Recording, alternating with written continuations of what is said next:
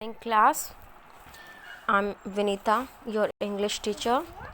आज आपका जैसे ग्रामर का डे डिसाइडेड है, तो आज हम अपना ग्रामर का लेसन कर रहे हैं। आपका जो लेसन 1 है ऑलमोस्ट कंप्लीट हो चुका था, जस्ट एक छोटा सा पार्ट इसका रहता था, हम वो अपना कंप्लीट कर रहे हैं आज। ठीक है, तो आपने क्या करना है, इस वीडियो को अच्छे से देखना है और समझना है। ठीक है, जैसे पिक्चर में क्लियरली दिख रहा है, I am talking about page number 12। ठीक है, वैसे तो हमने लेसन 1 जो किया था, lesson 1 is all about sentence. Lesson 1 हमारे किसके बारे में है? सेंटेंस के बारे में। इसमें मैंने आपको समझाया था जी, तो हमारा लेसन क्लास में ही कंप्लीट हो चुका है। तो हमने इसके क्लास में जब किया था, तो मैंने आपको इसके पूरे 4 पार्ट्स मैंने सेंटेंस के समझाए थे कि सेंटेंस के कौन से 4 टाइप्स के सेंटेंस है, वो मैंने कराए थे। उसके बाद मैंने आपको फ्रेज़ करवाया था और एक्सरसाइज। फ्रेज के बाद सब्जेक्ट और प्रेडिकेट थे, 2 parts of sentence, subject and predicate, वो भी हमारे क्लियर कंप्लीट हो चुके हैं। जस्ट एक छोटा सा पार्ट रहता था, उसी को मैं अभी एक्सप्लेन करूँगी, आप लोग अच्छे से उसको समझेंगे। स्टार्ट करती हूँ। द ऑब्जेक्ट, जब हमने सब्जेक्ट किया था कि पार्ट्स ऑफ सेंटेंस, कि पार्ट्स ऑफ सेंटेंस 2 थे, एक तो था हमारा सब्जेक्ट और दूसरा था हमारा प्रेडिकेट। सब्जेक्ट कौन था? A subject is the doer of the action, यानी किसी भी सेंटेंस में जो कोई भी एक्शन करने वाला है उसको हम लोग क्या बोलेंगे? सब्जेक्ट बोलेंगे। यानी कि जो काम करने वाला है उसको हम क्या बोलेंगे? सब्जेक्ट बोलेंगे। और इसी तरीके से मैंने बताया था कि प्रेडिकेट, कि जो tells us, a predicate tells us something about the subject. और प्रेडिकेट कौन होगा? जो हमें सब्जेक्ट के बारे में बताएगा। प्रेडिकेट कौन होगा? जो हमें सब्जेक्ट के बारे में बताएगा, उसको हम बोलेंगे प्रेडिकेट। ठीक है, जैसे एक सेंटेंस में एक्सप्लेन कर रही हूँ। Rohan is going to market. Market कौन जा रहा है? कौन एक्शन कर रहा है? यहाँ पर रोहन मार्केट जा रहा है ना, तो he is the doer of the action. ये क्या हुआ? हमारा सब्जेक्ट।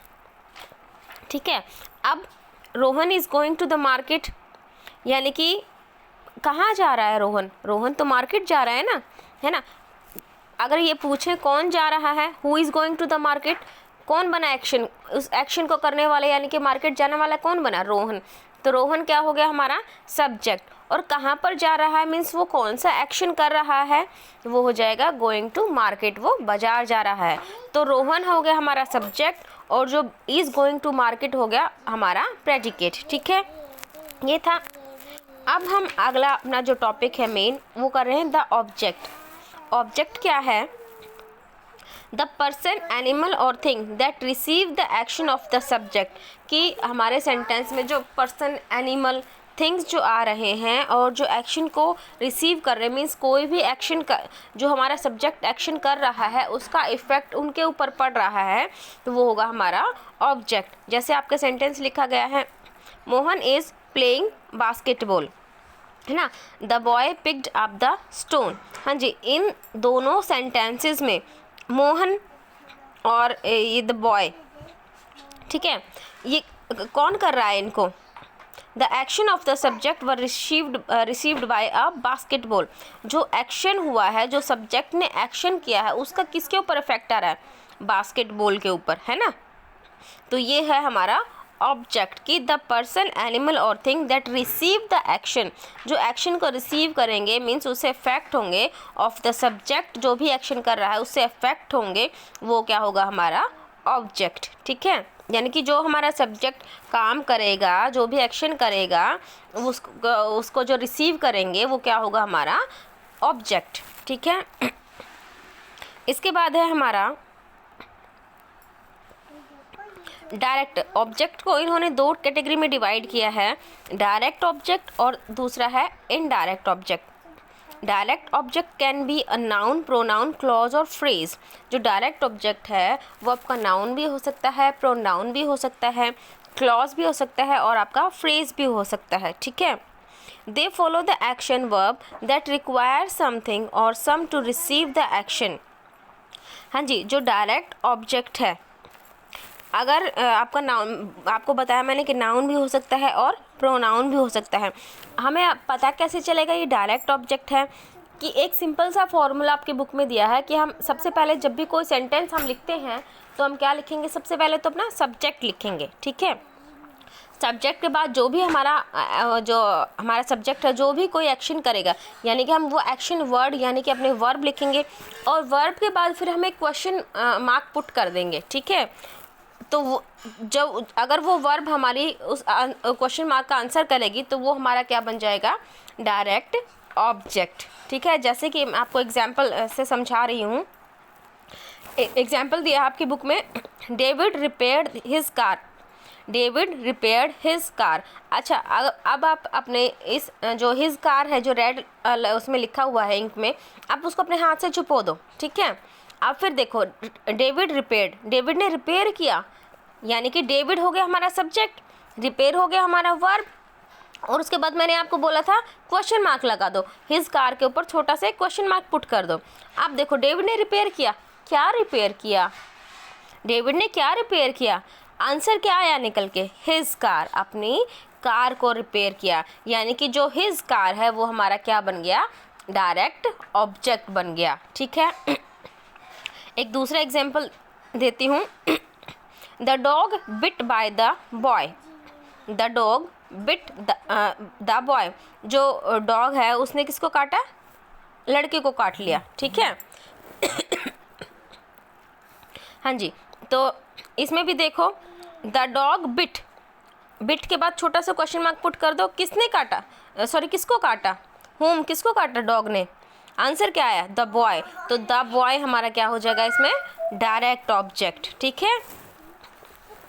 इसके बाद है हमारा इनडायरेक्ट ऑब्जेक्ट। जिस तरीके से हमारा डायरेक्ट ऑब्जेक्ट था कि नाउन भी हो सकता है, प्रोनाउन भी, इसी तरीके से जो हमारा डायरेक्ट ऑब्जेक्ट है can be noun, pronoun that identifies to whom or for whom the action of the verb is performed.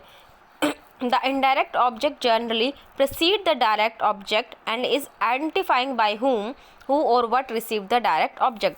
हाँ जी, जो एक इनडायरेक्ट ऑब्जेक्ट है, सबसे पहली बात तो ये डायरेक्ट ऑब्जेक्ट की तरह ही नाउन भी हो सकता है और प्रोनाउन भी हो सकता है। दूसरी चीज़ क्या है कि जो इनडायरेक्ट ऑब्जेक्ट है can not exist without a direct object, कि बिना डायरेक्ट ऑब्जेक्ट के इनडायरेक्ट ऑब्जेक्ट नहीं आ सकता, ठीक है। जैसे एग्जांपल है, he bought his son a bike, book के ही एग्जांपल दे रही हूँ ताकि आप जब वीडियो देखोगे तो बुक खोल के बैठोगे आपको समझ में आएगा। He bought his son a bike, उसने, ही बॉट, उसने खरीदी, क्या खरीदी, हिज सन, उसने अपने मतलब लड़के के लिए क्या खरीदा। देखो उन्होंने बोला है डेफिनेशन में जो अभी तो हमने हु या व्हाट का क्वेश्चन मार्क डाला था, अब जब हम करेंगे इनडायरेक्ट ऑब्जेक्ट तो टू हुम और फॉर हुम, यानी कि किसके लिए खरीदा, ही बॉट, क्या खरीदा, हिज सन, अपने लड़के के लिए क्या खरीदा, यहाँ पे हम लिखेंगे छोटा सा फॉर हुम, फॉर हुम छोटा सा लिखेंगे, यानी कि ही बॉट फॉर हुम, किसके लिए खरीदा, हिज सन, अब क्या खरीदा, अब उसने लड़के के लिए क्या खरीदा, अब बाइक, ठीक है। तो इसमें देखो, तो जो बाइक है वो एक डायरेक्ट ऑब्जेक्ट है। अगर हम हिज सन ना भी लिखें तो भी काम चल जाएगा, ही बॉट अ बाइक, उसने क्या खरीदी, एक बाइक खरीदी, यानी कि बाइक जो है वो हमारी डायरेक्ट ऑब्जेक्ट है। और किसके लिए खरीदी, फॉर हुम, किसके लिए खरीदी उसने, अपने सन के लिए। तो जो हिज सन है वो हो गया हमारा इनडायरेक्ट ऑब्जेक्ट, ठीक है। अगर मैं इस सेंटेंस को ऐसे पढ़ूँ, ही बॉट अ बाइक, उसने एक बाइक खरीदी, अगर हिज सन ना भी लिखूं तो भी हमें कंप्लीट सेंस आ रही है ना।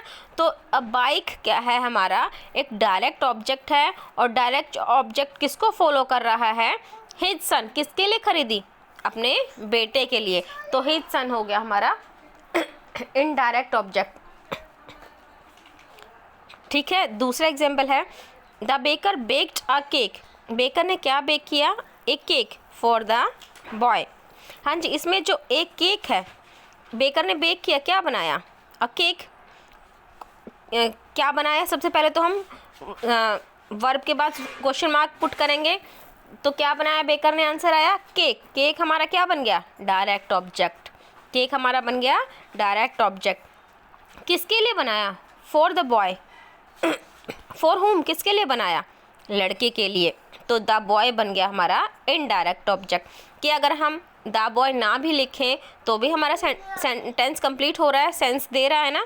The baker baked a cake, baker ने क्या बनाया, केक। अगर हमने लिख दिया फॉर द, किसी ना किसी के लिए तो बनाया होगा, लेकिन यहाँ पर मेंशन किया द बॉय या द गर्ल, तो जो द बॉय है, जो द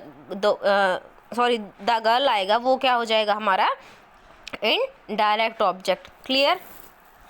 ठीक है, तो आपने क्या करना है, एक्सरसाइज का जो एच पार्ट है पेज नंबर 14 पे आपने वो कंप्लीट करना है। इसमें आपने क्या करना है कि आपको सेंटेंस दिए गए हैं, आपने इसका अप्रोप्रिएट डायरेक्ट ऑब्जेक्ट लिखना है। ठीक है, डायरेक्ट ऑब्जेक्ट आप किसी नाउन को भी बना सकते हैं, प्रोनाउन को भी बना सकते हैं, आपको जैसे समझाया है। ठीक है, तो आपने कुछ ना कुछ उसमें लिखना है, जैसे कि Sunil's mother make delicious, Sunil की मदर ने क्या बनाया, डिलीशियस केक बनाया, स्वीट्स बनाई, है ना, या आप और भी कुछ लिख सकते हैं। ठीक है, तो इस तरीके से आप यहाँ पर फिल करेंगे।